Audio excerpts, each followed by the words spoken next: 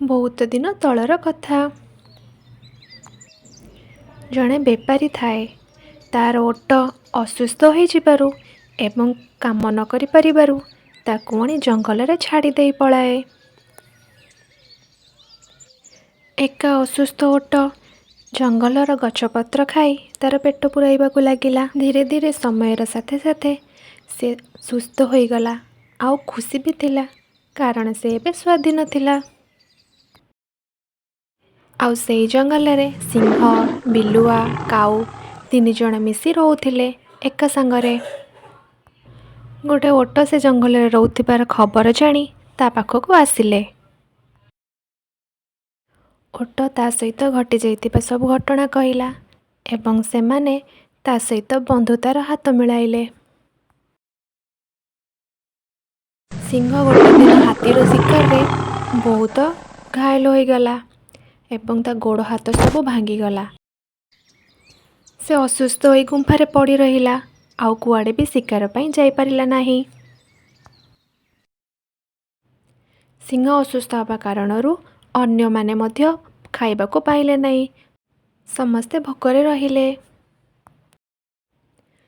ଗୋଟେ ଦିନ ସିଂହ ସମସ୍ତଙ୍କୁ ଡାକି କହିଲା,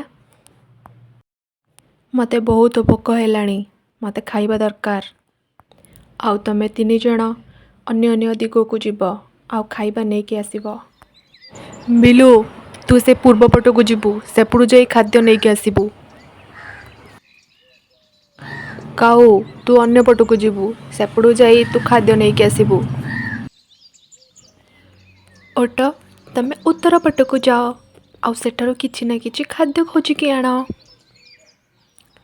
ଆଉ ହଁ, ମନେ ରଖ, ସମସ୍ତେ କିଛି ନା କିଛି ଖାଦ୍ୟ ନେଇକି ଆସିବ, କେହି ବି ଖାଲି ହାତରେ ଆସିବନି। ସମସ୍ତେ ଅନ୍ୟ ଅନ୍ୟ ଦିଗକୁ ଖାଦ୍ୟ ଖୋଜିବାକୁ ଗଲେ, ହେଲେ କୌଣସି ବି ଜାଗାରେ ସେମାନେ ଖାଦ୍ୟ ପାଇଲେ ନାହିଁ। ଶେଷରେ 3 ଜଣ ଆସି ଗୋଟେ ଜାଗାରେ ଭେଟ ହେଲେ ଆଉ ସମସ୍ତେ ମିଶି ଗୁମ୍ଫାକୁ ଫେରି ଆସିଲେ। ଆସିବା ବାଟରେ ବିଲୁଆ ଆଉ କାଉ ମିଶି ଏକ ପ୍ଲାନ୍ ବନାଇଲେ। ସମସ୍ତେ ଗୁମ୍ଫାକୁ ଫେରି ସିଂହରାଜା ପାଖରେ ଛିଡ଼ା ହେଲେ। ପ୍ରଥମେ କାଉ କହିଲା, ମହାରାଜ, ମୁଁ ଖାଦ୍ୟ ଆଣିବାରେ ଅସଫଳ ହେଲି। ମୁଁ ନିଜକୁ ତମ ପାଖରେ ବଳିଦାନ ଦଉଛି। ତାପରେ ବିଲୁଆ କହିଲା, ନାହିଁ ନାହିଁ ମହାରାଜ, ମୁଁ ବି ଆପଣଙ୍କ ପାଇଁ କିଛି ବି ଖାଦ୍ୟ ଯୋଗାଡ଼ କରିପାରିଲିନି। ଆଉ କାଉ ବହୁତ ଛୋଟ ଅଛି, ତମର ଭୋକ ମେଣ୍ଟାଇବା ପାଇଁ ମୁଁ ଠିକ୍ ଅଛି, ତମେ ମୋତେ ଖାଇଦିଅ। ଆଉ ସମସ୍ତଙ୍କ କଥା ଶୁଣିସାରି ଓଟ ଭାବିଲା, ମୋ ବଳିଦାନରେ ଯଦି ମୋ ସାଙ୍ଗମାନଙ୍କର ପେଟ ପୂରିବ ତାହେଲେ ମୁଁ ରାଜି ଅଛି। କହିଲା, ମହାରାଜ, କାଉ ନୁହେଁ କି ବିଲୁଆ ନୁହଁ, ମୁଁ ଏକା ହିଁ ତୁମ 3 ଜଣଙ୍କର ଭୋକ ମେଣ୍ଟାଇ ପାରିବି, ଆଉ ତୁମେମାନେ ମୋତେ ଖାଇଦିଅ। ଓଟ ପାଟିରୁ କଥା ସରିଛି କି ନାହିଁ, ସେମାନେ 3 ଜଣ ତା ଉପରକୁ ଝାମ୍ପ ମାରିଲେ ଆଉ ତାକୁ ମାରିଦେଲେ।